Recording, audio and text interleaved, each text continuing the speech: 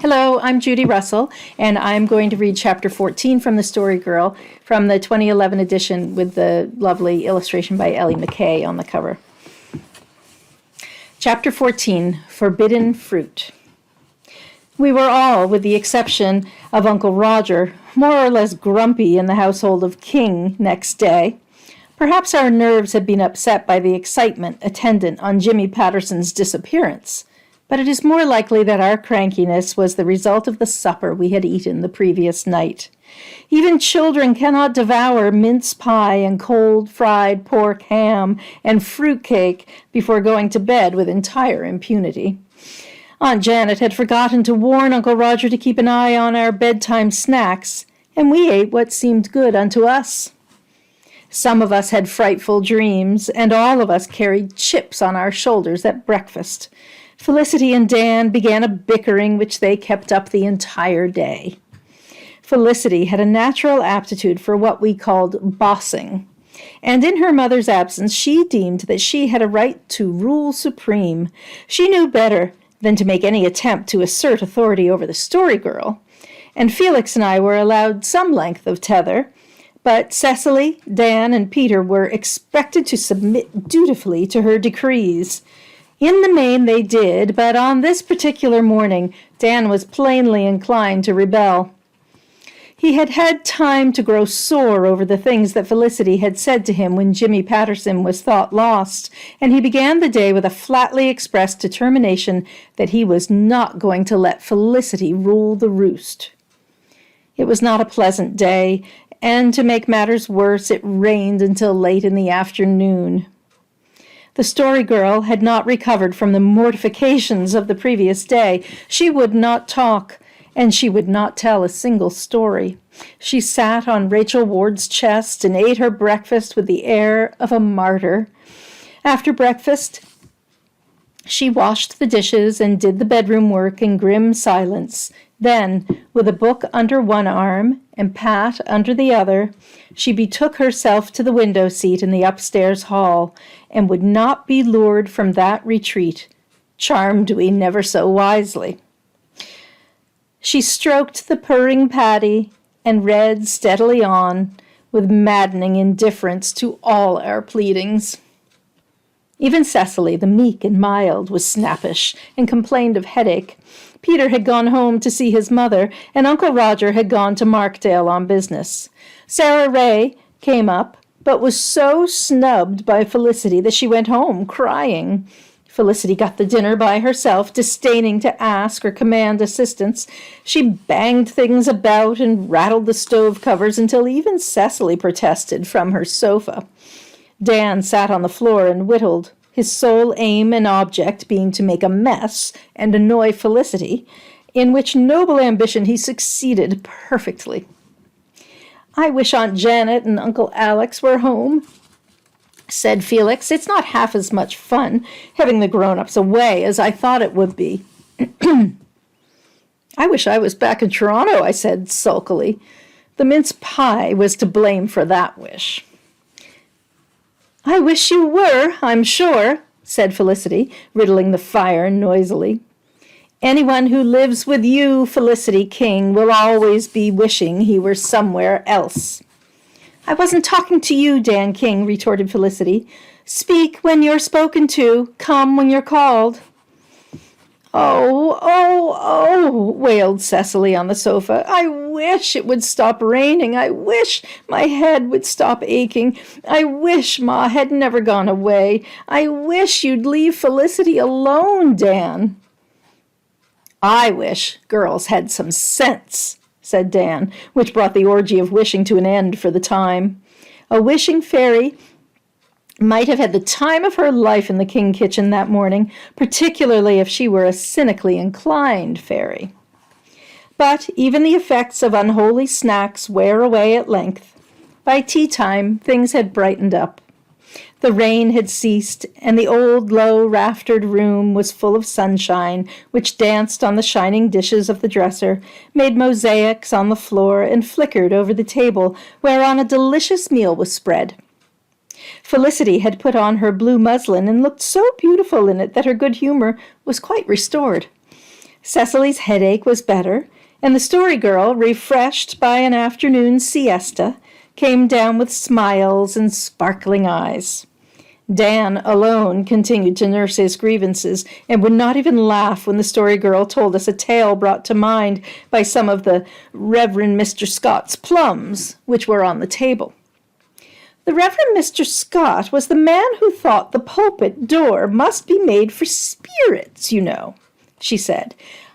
I heard Uncle Edward telling ever so many stories about him. He was called to this congregation, and he labored here long and faithfully, and was much beloved, though he was very eccentric. What does that mean? Asked Peter.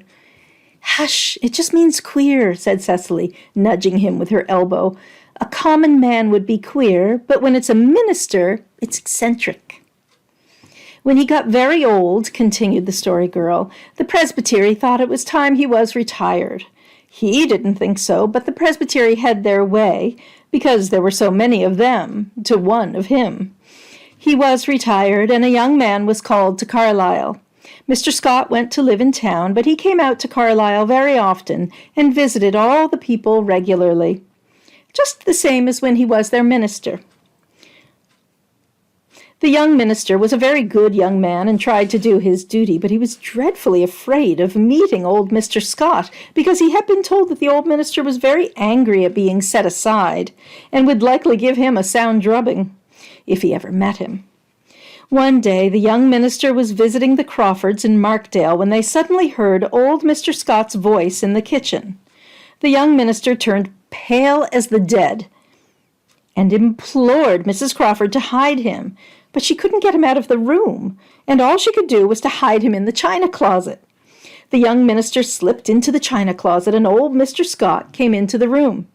He talked very nicely, and read and prayed. They made very long prayers in those days, you know, and at the end of his prayer, he said, "O Lord, bless the poor young man hiding in the closet. Give him courage not to fear the face of man. Make him a burning and a shining light to this sadly abused congregation." Just imagine the feelings of the young minister in the china closet. But he came right out like a man, though his face was very red, as soon as Mr. Scott had done praying. And Mr. Scott was lovely to him, and shook hands, and never mentioned the china closet. And they were the best of friends ever afterwards. How did old Mr. Scott find out the young minister was in the closet? Asked Felix. Nobody ever knew. They supposed he had seen him through the window before he came into the house, and guessed that he must be in the closet because there was no way for him to get out of the room. Mr. Scott planted the yellow plum tree in grandfather's time, said Cecily, peeling one of the plums, and when he did, he said it was as Christian an act as he ever did. I wonder what he meant. I don't see anything very Christian about planting a tree. I do, said the Story Girl sagely. When next we assembled ourselves together, it was after milking, and the cares of the day were done with. We foregathered in the balsam-fragrant aisles of the fir-wood, and ate early August apples to such an extent that the Story Girl said we made her think of the Irishman's pig. An Irishman who lived in Markdale had a little pig, she said, and he gave it a pailful of mush. That pig ate the whole pailful, and then the Irishman put the pig in the pail, and it didn't fill more than half the pail. Now, how was that, when it held a whole pailful of mush? That seemed to be a rather unanswerable kind of conundrum. We discussed the problem as we roamed the wood, and Dan and Peter almost quarreled over it. Dan maintaining that the thing was impossible, and Peter being of the opinion that the mush was somehow made thicker in the process of being eaten, and so took up less room. During the discussion, we came out to the fence of the hill pasture, where grew the bad berry bushes. Just what these bad berries were, I cannot tell. We never knew their real name. They were small, red-clustered berries of a glassy, seductive appearance, and we were forbidden to eat them because it was thought that they might be poisonous. Dan picked a cluster and held it up. "Dan King, don't you dare eat those berries," said Felicity in her bossiest tone. "They're poison. Drop them right away." Now, Dan had not the slightest intention of eating the berries, but at Felicity's prohibition, the rebellion which had smoldered in him all day broke into sudden flame. He would show her. "I'll eat them if I please, Felicity King," he said in a fury. "I don't believe they are poisonous. Look here." Dan crammed the whole bunch into his capacious mouth and chewed it up. "They taste great," he said, smacking, and he ate 2 more clusters, regardless of our horror-stricken protestations and Felicity's pleadings. We feared that Dan would drop dead on the spot. But nothing occurred immediately. When an hour had passed, we concluded that the bad berries were not poison after all, and we looked upon Dan as quite a hero for daring to eat them. "I knew they wouldn't hurt me," he said loftily.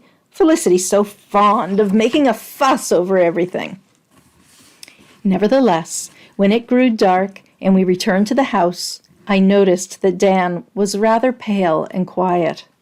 He lay down on the kitchen sofa. "Don't you feel all right, Dan?" I whispered anxiously. "Shut up," he said. I shut up. Felicity and Cecily were setting out a lunch in the pantry when we were all startled by a loud groan from the sofa. "Oh, I'm sick. I'm awful sick," said Dan abjectly, all the defiance and bravado gone out of him. We all went to pieces, except Cecily, who alone remained and retained her presence of mind. "Have you got a pain in your stomach?" she demanded. "I've got an awful pain here, if that's where my stomach is," he moaned, putting his hand on a portion of his anatomy considerably below his stomach. "Oh, oh, oh!" "Go for Uncle Roger," commanded Cecily, pale but composed. "Felicity, put on the kettle. Dan, I'm going to give you mustard and warm water." The mustard and warm water produced its proper effect promptly, but gave Dan no relief. He continued to writhe and groan.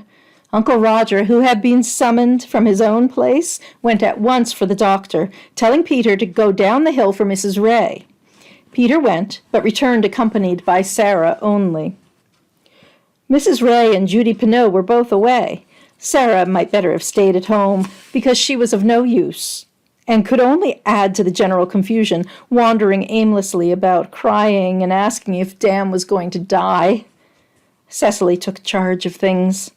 Felicity might charm the palate, and the story girl bind captive the soul, but when pain and sickness wrung the brow, it was Cecily who was the ministering angel. She made the writhing Dan go to bed. She made him swallow every available antidote which was recommended in the doctor's book, and she applied hot cloths to him until her faithful little hands were half scalded off. There was no doubt that Dan was suffering intense pain. He moaned and writhed and cried for his mother. "Oh, isn't it dreadful?" said Felicity, wringing her hands as she walked the kitchen floor. "Oh, why doesn't the doctor come? I told Dan the bad berries were poison, but surely they can't kill people altogether." "Pa's cousin died of eating something 40 years ago," sobbed Sarah Ray. "Hold your tongue," said Peter in a fierce whisper. "You ought to have more sense than to say such things to the girls. They don't want to be any worse scared than they are." "But Pa's cousin did die," reiterated Sarah. "My Aunt Jane used to rub whiskey for a pain," suggested Peter. "We haven't any whiskey," said Felicity disapprovingly. "This is a temperance house." "But rubbing whiskey on the outside isn't any harm," argued Peter. "It's only when you take it inside that it's bad for you." "Well, we haven't any anyhow," said Felicity. "I suppose blueberry wine wouldn't do in its place." Peter did not think blueberry wine would be any good. It was 10 o'clock before Dan began to get better, but from that time he improved rapidly. When the doctor, who had been away from home when Uncle Roger reached Markdale, came at 10:30. He found his patient very weak and white, but free from pain. Dr. Greer patted Cecily on the head, told her she was a little brick, and had done just the right thing, examined some of the fatal berries, and gave it as his opinion that they were probably poisonous, administered some powders to Dan, and advised him not to tamper with forbidden fruit in future, and went away. Mrs. Ray now appeared, looking for Sarah, and said she would stay all night with us. "I'll be much obliged to you if you will," said Uncle Roger. "I feel a bit shook. I urged Janet and Alec to go to Halifax, and took the responsibility of the children while they were away, but I didn't know what I was letting myself in for. If anything had happened, I could never have forgiven myself, though I believe it's beyond the power of a mortal man to keep watch over the things children will eat. Now, you young fry, get straight off to your beds. Dan is out of danger, and you can't do any more good. Not that any of you have done much, except Cecily. She's got a head on her shoulders." "It's been a horrid day all through," said Felicity drearily as we climbed the stairs. "I suppose we made it horrid ourselves," said the Story Girl candidly. "But it'll be a good story to tell sometime," she added. "I'm awful tired and thankful," sighed Cecily. We all felt that way.